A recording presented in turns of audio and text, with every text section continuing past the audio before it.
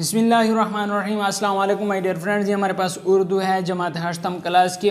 یہ پڑھنے سے پہلے جو سوال دیے گئے ہیں اس کے ہم جواب دیں گے، اور پڑھنے کے دوران جو ہمارے پاس سوال ہیں تو اس کے بھی ہم جواب دیں گے، اور اس کی تقریباً مشق بھی سالو کر کے دیں گے۔ اس ویڈیو کو آخر تک دیکھیے گا۔ دوستو، پڑھنے سے پہلے جو ہمارے پاس سوال ہے وہ یہ ہے، اللہ تعالیٰ کی وحدانیت سے کیا مراد ہے؟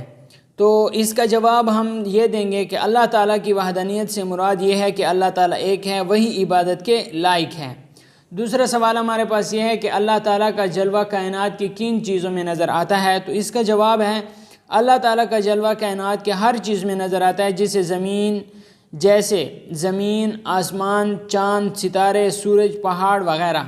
اس کے بعد ہمارے پاس جو پڑھنے کے دوران جو ہمارے پاس سوال ہوتا ہے وہ یہ ہوتا ہے کہ پتھروں کو زبان عطا کرنے سے کیا مراد ہے؟ تو اس کا ہمارے پاس جواب ہے، اس مصرعے میں حضرت محمد صلی اللہ علیہ وسلم کے ایک معجزے کی طرف اشارہ ہے کہ جب ابو جہل نے کچھ کنکریاں ہاتھ میں چھپا کر پوچھا کہ میرے ہاتھ میں کیا ہے، تو ابو جہل کے ہاتھ میں موجود ان کنکریوں نے کلمہ پڑھ کر آپ صلی اللہ علیہ وسلم کی رسالت کی گواہی دی۔ اگلا سوال ہے، شوق سجدہ بھی کر اب عنایت مجھے کا کیا مطلب ہے؟ تو اس کا جواب ہے، اس کا مطلب ہے کہ اے اللہ، مجھے خلوص اور محبت کے ساتھ اپنی عبادت کرنے کی توفیق عطا فرما۔ اس کے بعد اشعار کی تشریح ہمارے پاس ہے۔ تو اشعار کی تشریح یہ ہے، یہ زمین، یہ فلک، ان سے آگے تلک۔ تو اس کی تشریح ہمارے پاس کیا ہوگی؟ جتنے دنیایں ہیں سب میں تیری جھلک۔ اس کی تشریح ہے کہ اے اللہ، اس زمین، آسمان اور ان سے آگے جتنی بھی دنیایں ہیں ان سب میں تیرا جلوہ نظر آتا ہے۔ یہ دوسرا ہے، سب سے لیکن جدا، اے خدا، اے خدا، اے خدا، اے خدا، اے خدا، اے خدا۔ تو اس کا ہمارے پاس جو تشریح آتی ہے وہ یہ ہے کہ تیری ذات مبارک صفات اور خوبیوں کے لحاظ سے سب سے الگ، منفرد اور جدا ہے۔ اس کے بعد یہ جو بند ہے، اس بند کی تشریح ہمارے پاس کچھ یوں ہے کہ ہر روز ایک نئے انداز سے صبح ہوتی ہے، جدھر دیکھیں میدان، پہاڑ، سبزہ، میوہ اور پھل پھول نظر آتے ہیں، ہر طرف اللہ کی حمد و ثنا کے گیت سنائی دیتے ہیں۔ اگلا ہمارے پاس ہے، جس نے کی جستجو مل گیا اس کو تو، سب کا تو رہنما، اے خدا، اے خدا۔ تو اس کا جو ہمارے پاس تشریح ہے وہ یہ ہے کہ اے اللہ، جو تجھے تلاش کرتا ہے وہ تمہیں پا لیتا ہے، بے شک تو سب کو سچا رستہ دکھانے والا ہے۔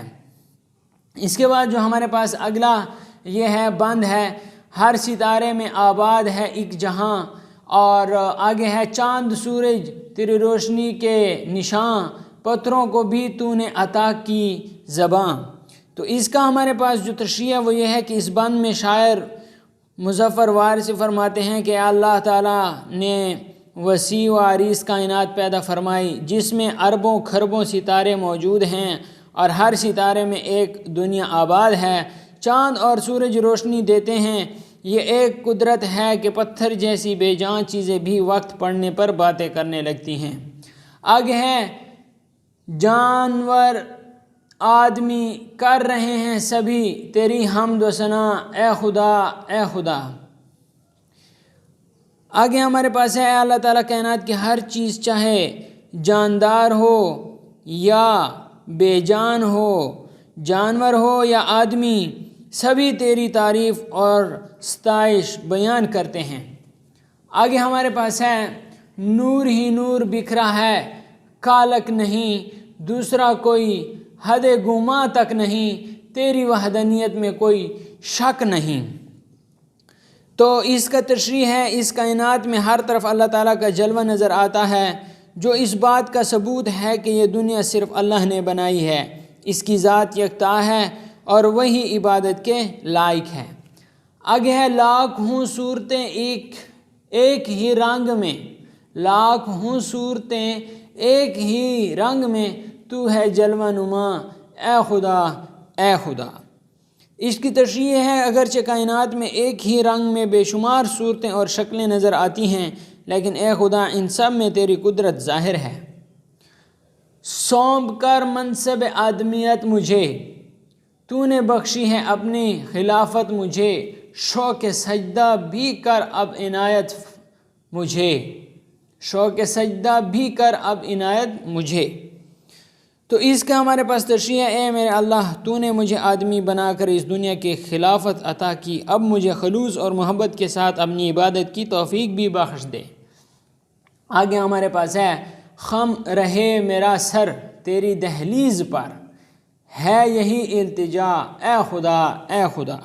تو اس کی تشریح ہے، اے میرے اللہ میری تجھ سے درخواست ہے اور یہ دعا کرتا ہوں کہ میرا سر آپ کے در پر جھکا رہے، یعنی تیری عبادت کروں۔ اس کے بعد ہمارے پاس اس کے یہ ہیں الفاظ معنی ہیں، اور الفاظ معنی یہاں پر آپ نے سیکھنے ہیں۔ اس کے بعد ہمارے پاس دیے ہوئے سوالات کے جوابات لکھیں، تو ان سوالوں کے جواب دیکھیں۔ پہلا ہمارے پاس ہے، شاعر نے کن چیزوں میں خدا کی جھلک بیان کی ہے؟ تو اس کا جواب ہے، شاعر نے زمین، آسمان اور آباد دنیاؤں میں خدا کی جھلک بیان کی ہے۔ ٹھیک ہو گیا؟ اس کا جواب کیا لکھنا ہے؟ شاعر نے زمین، آسمان اور آباد دنیاؤں میں خدا کی جھلک بیان کی ہے۔ جو دوسرا ہمارے پاس ہے، شاعر کے مطابق خدا کس کو ملتا ہے؟ اس کا جواب ہے، شاعر کے مطابق خدا انہیں ملتا ہے جو لوگ ان کو تلاش کرتے ہیں، جو لوگ ان کو تلاش کرتے ہیں۔ اور جیم جزء ہے، خدا نے انسان کو کون سا رتبہ عطا کیا ہے؟ اللہ تعالیٰ نے انسان کو اشرف المخلوقات بنا کر اس دنیا میں اپنا خلیفہ مقرر کیا ہے۔ خدا نے انسان کو کون سا رتبہ عطا کیا ہے؟ اس کا جواب ہمارے پاس ہے، اللہ تعالیٰ نے انسان کو اشرف المخلوقات بنا کر اس دنیا میں اپنا خلیفہ مقرر کیا ہے۔ اور اس کا جو اگلا سوال ہے، شاعر نے اپنے لیے کیا التجا کی ہے؟ اس کا جواب ہے، شاعر نے اپنے لیے یہ التجا کی ہے کہ اس کا سر ہمیشہ اللہ کے در پر جھکا رہے۔ اگلا سوال ہے، خدا کے خلیفہ کے طور پر ہم پر کون کون سی ذمہ داریاں عائد ہوتی ہیں؟ تو اس کا جواب ہے، بطور خلیفہ ہمارا فرض ہے کہ ہم صدق دل سے اللہ کی اطاعت کریں اور پھر اللہ کی وحدانیت کا پیغام دنیا کے کونے کونے تک پہنچائیں۔ اس سے آگے ہمارے پاس ہے، نظم کے مطابق درست جواب کے سامنے صحیح اور غلط جواب کے سامنے کراس کا نشان لگائیں۔ اس کا جو پہلا ہمارے پاس ہے، سبز و گل کھلتے ہیں سینہ زمین سے، تو یہ ہمارے پاس کیا ہے؟ غلط ہے۔ دوسرا ہمارے پاس ہے، ہر ستارے میں ایک چاند آباد ہے، ہر ستارے میں ایک چاند آباد ہے، تو یہ بھی ہمارے پاس غلط ہے۔ تیسرا ہمارے پاس ہے، جانور اور آدمی اللہ تعالیٰ کی تعریف بیان کرتے ہیں، تو یہ ہمارے پاس ٹھیک ہے۔ چوتھا ہمارے پاس ہے، اللہ تعالیٰ نے انسان کو صدارت بخشی ہے، تو یہ ہمارے پاس غلط ہے۔ اور پانچواں اور آخری ہمارے پاس ہے، پتھروں کو اللہ تعالیٰ نے زبان عطا کی ہے، تو یہ بھی ہمارے پاس کیا ہے؟ ٹھیک ہے۔ اگلا ہمارے پاس یہ ہے، بات سے نکلے بات۔ اس نظم میں شاعر نے اللہ تعالیٰ کی تعریف کے لیے جو الفاظ استعمال کیے ہیں، ساتھیوں سے مل کر ان کی نشاندہی کریں۔ تو یہ ہمارے پاس جواب ہے، اس کا جھلک، جدا، رہنما، حمد و ثنا، وحدانیت، جلوہ نما ایسے الفاظ ہیں جن سے اللہ تعالیٰ کی تعریف کا پہلو نکلتا ہے۔ دوسرا سوال ہے، اس حمد میں سے اپنی پسند کا ایک بند سنائیں۔ تو آپ نے اپنی پسند کا ایک بند سنا دینا ہے جو آپ کو اچھا لگے۔ لغت کیسے دیکھیں؟ تو یہ آپ کے پاس جو ڈکشنری ہے اس کے متعلق یہ بتایا ہے کہ اس میں ہمارے پاس الف بائی ترتیب سے الفاظ دیے جاتے ہیں، پھر جب الف بائی ترتیب سے الفاظ دیے جائیں اس کے بعد اگر فرض کریں آپ با والا کوئی لفظ معلوم کرنا چاہتے ہیں تو با میں بھی الف بائی ترتیب ہوتا ہے، پہلے با کے ساتھ الف والے الفاظ آ جاتے ہیں، پھر با کے ساتھ با والے آ جاتے ہیں، پھر با کے ساتھ تا والے آ جاتے ہیں، اور اس طرح وہ ترتیب ہوتی ہے۔ تو یہ کہتا ہے کہ آپ نے لغت میں اس طریقے سے الفاظ ڈھونڈنے ہیں۔ اس کے بعد ہمارے پاس مذکر مؤنث ہے، اور مذکر مؤنث یہ کہتا ہے کہ ایسا اسم جو نر اسماء کے لیے استعمال کیا جائے مذکر کہلاتا ہے، مثلا لڑکا، باپ، بھائی، راجہ وغیرہ وغیرہ۔ مؤنث ایسا اسم جو مادہ اسماء کے لیے استعمال کیا جاتا ہے مؤنث کہلاتا ہے، مثلا امی، لڑکی، نوکرانی، بہن، بہو، بوڑھی وغیرہ مؤنث اسماء ہیں۔ اردو زبان میں بعض نر اسما کے مؤنث موجود نہیں ہیں، مثال کے طور پر کوا، الو، ہدہد، خرگوش، لنگور، گدھ، کچھوا، مچھر اور جھینگڑ وغیرہ، اس کے ہمارے پاس مؤنث موجود نہیں ہیں۔ اس طرح بعض مؤنث اسماء ایسے ہیں جن کے مذکر کے لیے اردو میں کوئی لفظ مستعمل نہیں ہے، مثال کے طور پر مچھلی، فاختہ، مینا، چیل، مرغابی، ابابیل، مکھی، چھپکلی، چھچھندر، ڈائن، چڑیل، سوکن اور سہاگن وغیرہ۔ اب ہمارے پاس ہیں نیچے دیے ہوئے مذکر الفاظ کے مؤنث اور مؤنث الفاظ کے مذکر لکھیں۔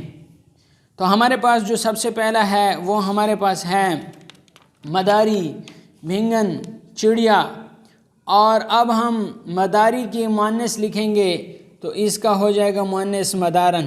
کیا ہو جائے گا؟ مدارن۔ بھینگن کا ہمارے پاس مؤنث جو ہوگا وہ ہمارے پاس بھینگی ہوگا۔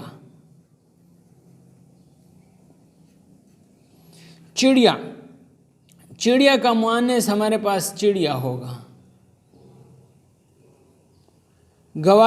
گوالا کا ہوگا گوالن۔ عورت کا ہمارے پاس جو دیکھیں مذکر الفاظ کے مؤنث اور مؤنث کے مذکر لکھیں، تو ہم نے ادھر مذکر کے مؤنث اور مؤنث، اس طرح عورت ہمارے پاس مؤنث ہے، عورت کا مذکر ہمارے پاس پھر کیا ہو جائے گا؟ مرد ہو جائے گا۔ اب ہمارے پاس ہے مکڑا کا ہمارے پاس ہو جائے گا مکڑی۔ ننی مؤنث ہے اور اس کا مذکر ننا ہو جائے گا۔ گائے ہمارے پاس مؤنث ہے اور اس کا مذکر ہمارے پاس بیل ہو جائے گا۔ اس طرح آپ کو پھر سے بتاتے چلوں، مداری مذکر ہے اور اس کا مؤنث مدارن ہو جائے گا۔ بھینگن ہمارے پاس مؤنث ہے اور اس کا مذکر بھینگی ہو جائے گا۔ چڑیا ہو جائے گا۔ گوالن ہو جائے گا۔ گوالا مذکر، گوالن مؤنث، عورت مؤنث، مرد مذکر۔ مکڑا ہمارے پاس کیا ہے؟ مذکر ہے، مکڑی مؤنث۔ ننی مؤنث ہے، ننا مذکر ہے۔ گائے مؤنث ہے، بیل مذکر ہے۔ تو امید کرتا ہوں اس کی آپ کو سمجھ آ گئی ہوگی۔ نیکسٹ ہمارے پاس اس کے یہ ہیں درج ذیل الفاظ کو اپنے جملوں میں استعمال کریں۔ تو یہ جھلک ہے۔ عوام مفتی تقی عثمانی صاحب کی ایک جھلک دیکھنے کے لیے کراچی ایئرپورٹ پہنچ گئے۔ تو یہ جھلک کے آپ کے پاس کیا بن گیا ہے؟ ایک جملہ بن گیا ہے۔ رنگ، گلابی رنگ بہت پیارا لگتا ہے۔ تو یہ ہو گیا۔ رہنمائی کی ہمارے پاس کیا ہے؟ رہنما کا کام لوگوں کو سچا اور سیدھا راستہ دکھانا ہوتا ہے۔ تو یہ رہنما کا ہمارے پاس جملہ ہو گیا۔ وحدانیت کا جملہ سنیں۔ وحدانیت کیا کہتا ہے؟ حضرت محمد صلی اللہ علیہ وسلم نے بہت اچھے اور واضح طریقے سے اللہ تعالیٰ کی وحدانیت کا پیغام لوگوں تک پہنچایا۔ خلافت ہمارے پاس کیا ہے؟ حضرت عمر رضی اللہ تعالیٰ عنہ کے دور خلافت میں اسلامی مملکت 22 لاکھ مربع میل تک پھیلی ہوئی تھی۔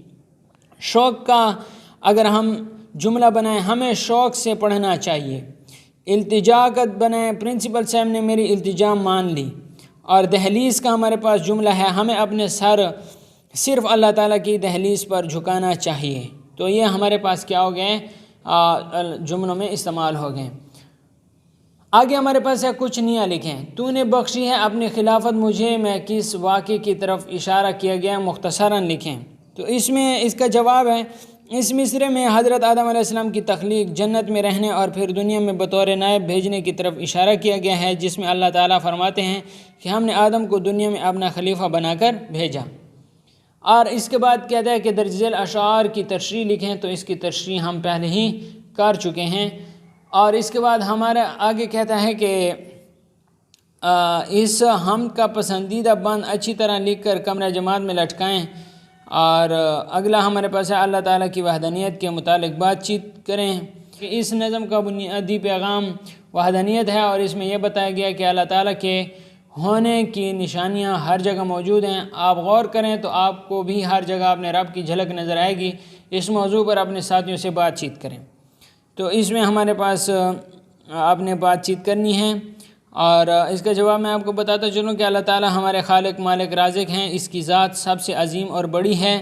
اللہ تعالی کی ذات وحدہ لا شریک ہے، اس نے یہ وسیع و عریض کائنات اکیلے تخلیق فرمائی۔ یہ نیلا آسمان، بلند و بالا پہاڑ، سرسبز میدان، لہلہاتے ہوئے کھیت، خوبصورت آبشار، رنگے برنگے پھول، صبح و شام کے مناظر، بدلتے موسم، سب ہمیں اللہ کی حاکمیت، وحدانیت، قدرت اور عظمت کی یاد دلاتی ہیں۔ یہ آپ کے پاس جو پہلا سبق تھا ہم کا، یہ مکمل مشق کے ساتھ حل ہو گیا ہے۔ اب ہم انشاءاللہ اگلے سبق کو پڑھیں گے، جو کہ ہمارے پاس اس کے بعد جو ویڈیو ہوگی وہ آئے گی۔ اگر آپ اس چینل پہ نئے ہیں تو چینل کو سبسکرائب کریں، اگر آپ نے ابھی تک اس ویڈیو کو لائک نہیں کیا تو لازمی لائک کر لیں، اور اگر آپ دوسروں کے ساتھ اس کو شیئر کرنا چاہتے ہیں تو دوسروں کے ساتھ بھی شیئر کریں۔ Thanks for watching.